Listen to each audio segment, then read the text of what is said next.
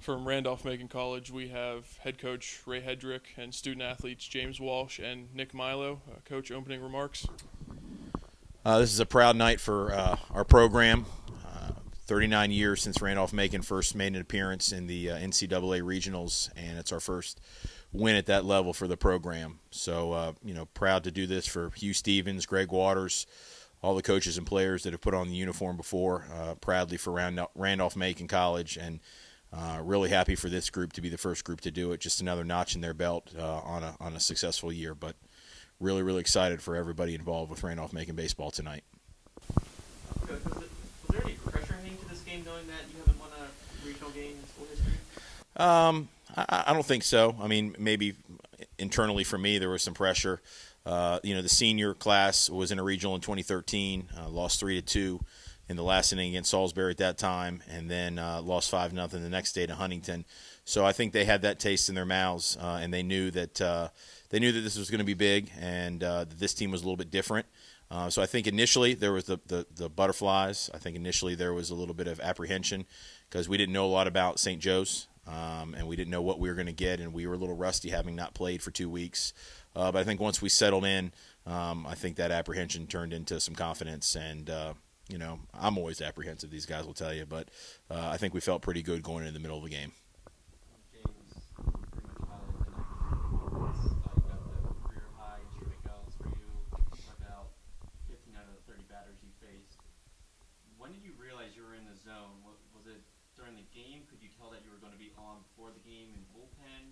When did you realize that this could be a very good night for you? Well, I felt really good in my bullpen, and then obviously it translated over to the game. After the first inning, I got the nerves out of me, and then I felt like I was in the zone early in the second inning.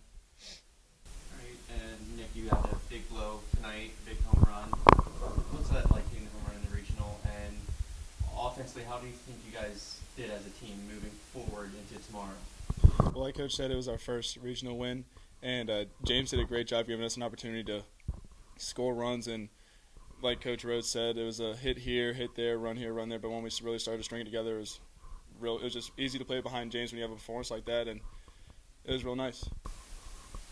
Nick, talk about what you being a catcher, what you saw from James, even though you were in the dugout, but just what you saw from him on the mound. It was incredible. So so even though I'm not catching, I'm still trying to call pitches and still seeing if I still got it. And James, it looks like he's just hitting every spot. And his curveball looked incredible today. Fastball hitting spots. He was just in the zone. James, can you talk about what was the difference from your last start, not having any strikeouts in the ODAC tournament game, and then getting 15 tonight? I think it was just my command. I really didn't feel like I had my command last start in the ODAX, and today it just felt on all my pitches I had command of, and it just felt good.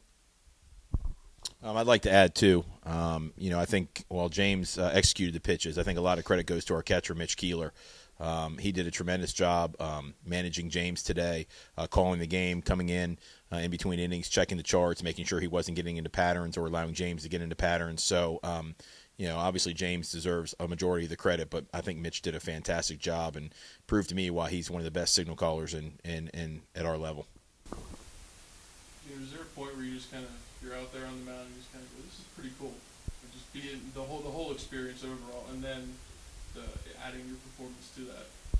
Yeah, there's a couple times where I just took a step back and took it all in, looked around. It felt really good to be in that position and to end it with a complete game. It was awesome.